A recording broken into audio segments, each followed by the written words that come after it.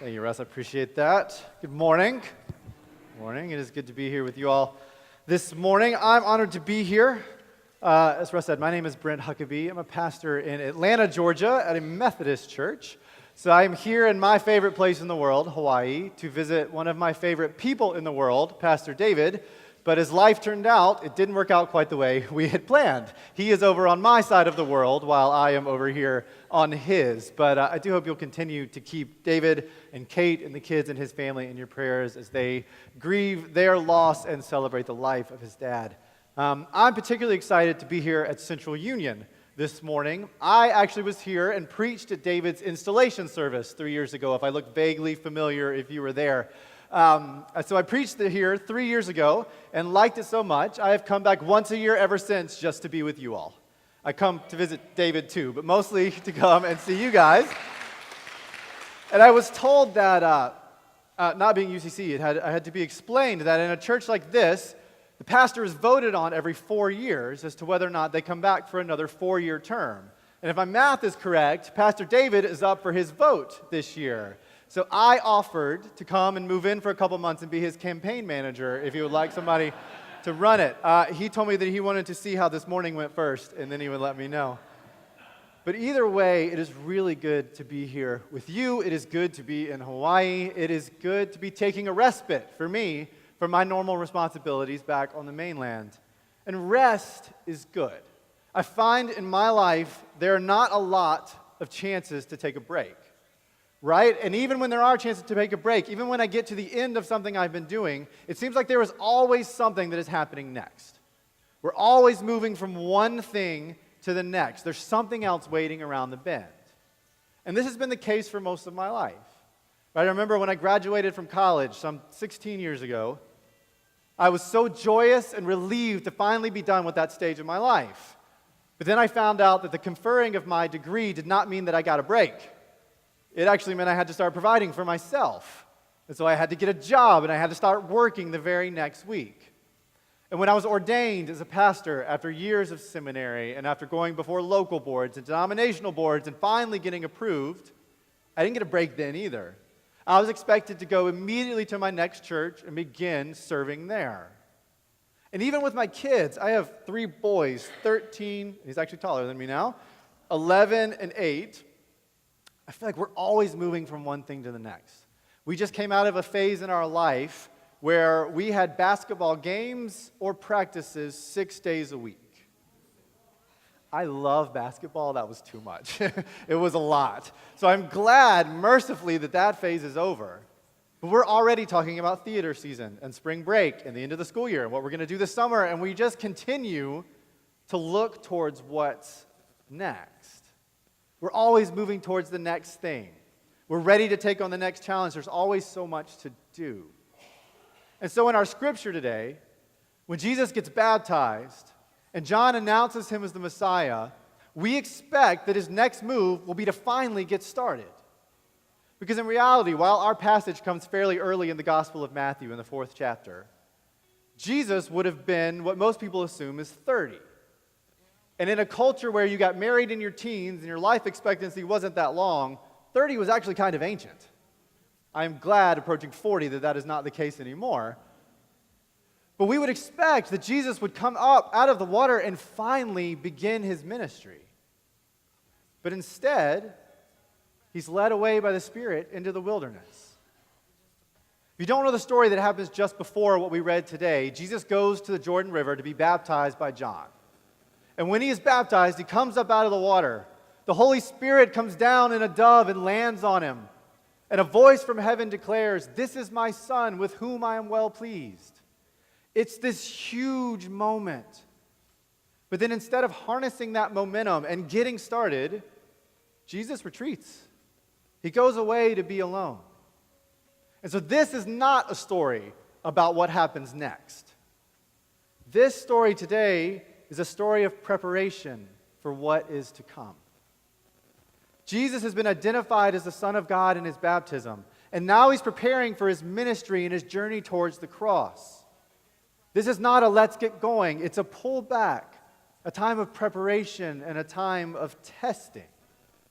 And what's interesting is that these tests that Jesus faces in the wilderness, they all mirror the tests that Israel faced in the wilderness years before, when they were moving from Egypt, where they had been slaves. God frees them, and they're going to the promised land. But while they're in the desert, they go through these tests that help identify who they would be. Right? They get tested if they will trust in God to provide for each day, just like Jesus was with the rocks into bread. They get tested about whether or not they will be able to trust that God is there without being able to see, just like Jesus is when he's asked to throw himself from the temple. They get tested to see if they will trust in God to guide them instead of trusting in false idols, as Jesus gets asked if he will worship the devil. And so for Israel in the wilderness, they're starting new. They had to decide who they would trust and who they would follow. The question for them was, who was this new nation that claimed to follow God? These are God's people, but what does that look like? And for Jesus, all of the tests in the wilderness are establishing not that Jesus is the Son of God. That's kind of a given in the story. Instead, they're establishing the larger question of what does that mean? So we have Jesus in the desert. He's been baptized. The Spirit has come down on him. God has declared him my son. And then he goes out in the wilderness. He fasts for 40 days, and then the devil comes.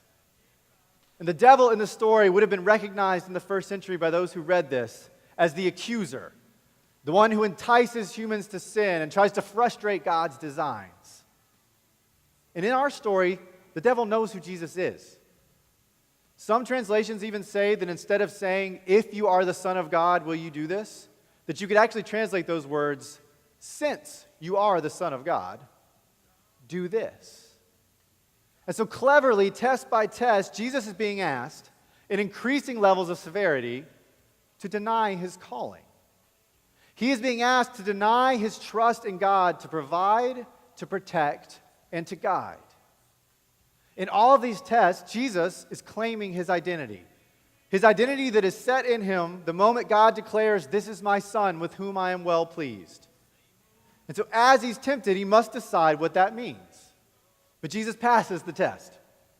Jesus shows that the Son of God is one who will orient his life around the purposes of God, not around the needs, desires, and wants of everyone else. Now, for the past couple of weeks, you guys have been, my understanding is, in a series on the idols of our time. And this week, we're talking about the idol of busyness. And I believe that for many of us, busyness comes not from a place, not from all the things we have to do, but it comes internally from a place of not being secure in who we are as a child of God. Not being secure in our identity as one who's been created in the image of God. Because like Jesus, we've each been given an identity as well. When we baptize someone in the Christian faith, be it a child or an adult, we claim in that moment that they are children of God, that they are a person created in the image of God. We claim for them in that moment the thing that has been true for them since before they were born. And then as they journey along in life, or as we journey along in life, we have to figure out, what does that mean? What does that look like? And so the questions asked of Jesus are the same questions we'll face. Will we trust in God to supply our needs? Will we serve ourselves instead of serving others? Who are we, and how does that guide our actions each and every day? Who determines who we are? And what I mean by that is this. Does God determine who we are? Do we find our identity in being a child of God, or do we find our identity in trying to please everyone else? Because the temptation for us is going to be to look to others to validate us. It's going to be to try and trust in the acceptance and the approval of others instead of resting in who we are in God. Because what we find in life is that multiple things will try to define us. You're going to watch a lot of commercials this afternoon if you turn the game on. And some of them are going to be hilarious. But underneath each and every one of those commercials is this message. That you are owned by a great economic machine and that your importance and your value are as a consumer in what you buy and what you own. There are other voices in your life that are going to tell you that nothing matters but you, that individualism is your supreme God. You're also going to have identities thrown upon you by your family, by your job, by your social connections. And not all of these are bad, right? These all make up who we are. They're a part of us. But with all the things that are trying to take a piece of our lives, we often find that our desire to meet those demands, to live into those identities, leads us to busyness and leads us to burnout. For many of us, the temptation is not going to be to slide into sin or to be less than God calls us to be. It's going to be, like Jesus faces here, the temptation to be more than we are called to be something other than one who is formed in the image of God.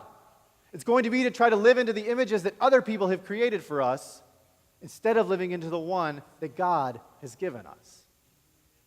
Because the truth is, you cannot find peace being something other than what God has called you to be. You cannot find peace trying to be what everyone else wants you to be. St. Augustine said of God, that you have made us for yourself, and our hearts find no peace until they rest in you. And so in our story today, the devil is trying to get Jesus to be more than he was called to be. He's trying to get him to show off. He wants Jesus to trust in something other than God. He wants Jesus to be more. And this happens to us as well, right? We often stay busy trying to keep up with everyone else and to be everything to everyone in our lives. And I get it. I was talking with a friend one time about how busy I was and how many demands I had on my life and how many people wanted a piece of me. It was hard and I was burning out. And she looked at me and she said, "Do you feel you are a disappointment to others?" I said, "Yeah, sometimes." And then she said, "Are you afraid you will be a disappointment to others?" I said, "Yeah, absolutely." I was burning myself out trying to live into the expectations of other people. And I'll never forget, she looked at me and she said, "You're trying to be Jesus. You can't be everything to everyone. You can't be Jesus." And then she stopped. She paused. And she looked me in the eye and she said, "No, not even Jesus tried to be everything to everyone. You're trying to out-Jesus Jesus." I sat with that for a second. And then she said, "If you're living out your purpose as God intends you to, you'll be on the right path. And if others aren't okay with who that person is, that's their problem, not yours." We are vulnerable to trying to be more than God has called us to be precisely to the degree in which we doubt the identity and purpose given to us by God. But if we are confident in that purpose, then we have the confidence to say no to those things that pull us away from what is important to us, from those things that drain us. Because our peace of mind and our approval come from God, not from everyone else. Jesus knew he had a hard road ahead of him. And so what he does is he starts his ministry by taking time away, by going into the desert, the wilderness, to focus on his connection with God and to claim his identity. Then he can come out from there and live his whole life from that place. And the call for us is to do the same. To make our connection with God and our identity as a beloved child of God our first priority. And then live out of that place.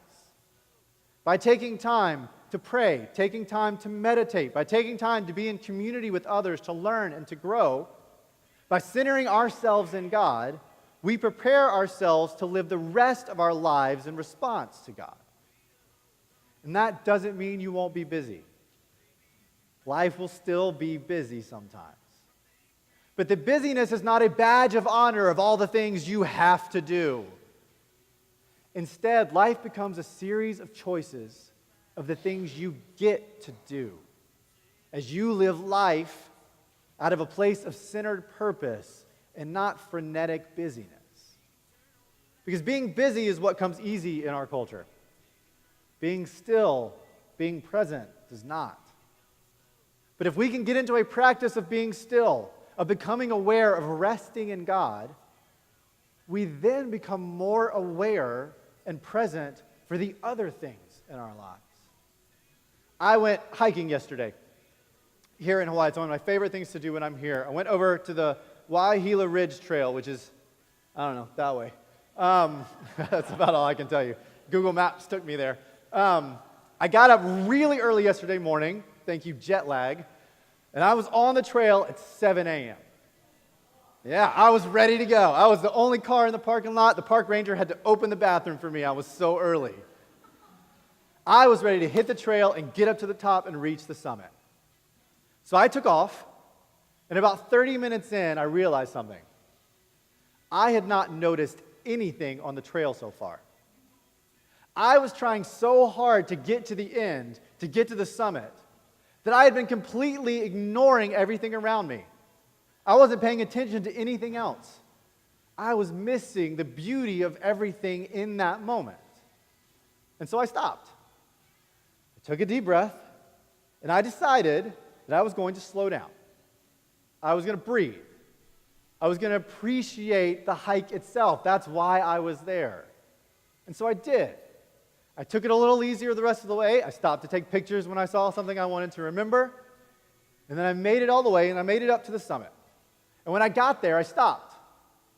And I spent about 30 to 45 minutes at the top, just sitting, taking in the creation around me, being thankful for the beauty of this place.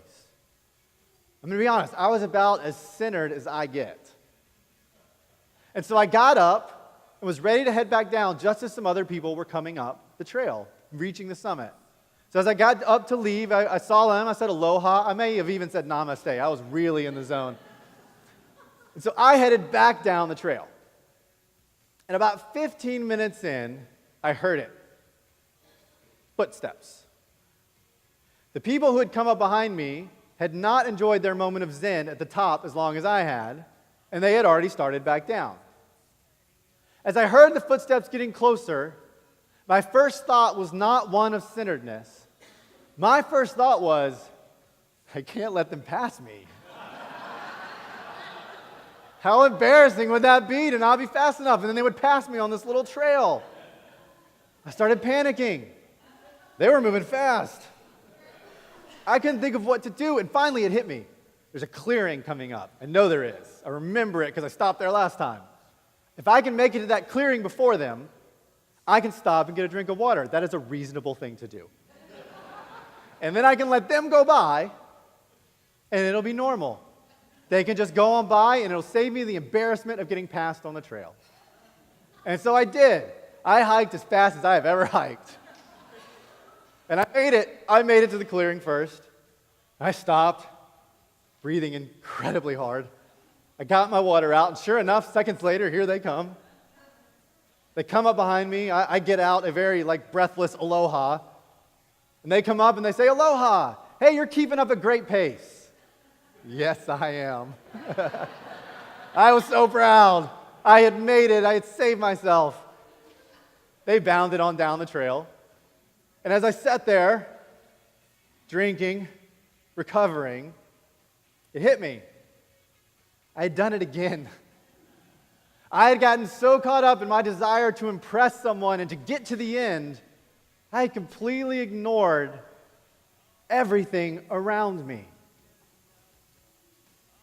Right? I had lost track of why I was out there. I had lost my focus on the journey and the beauty of where I was.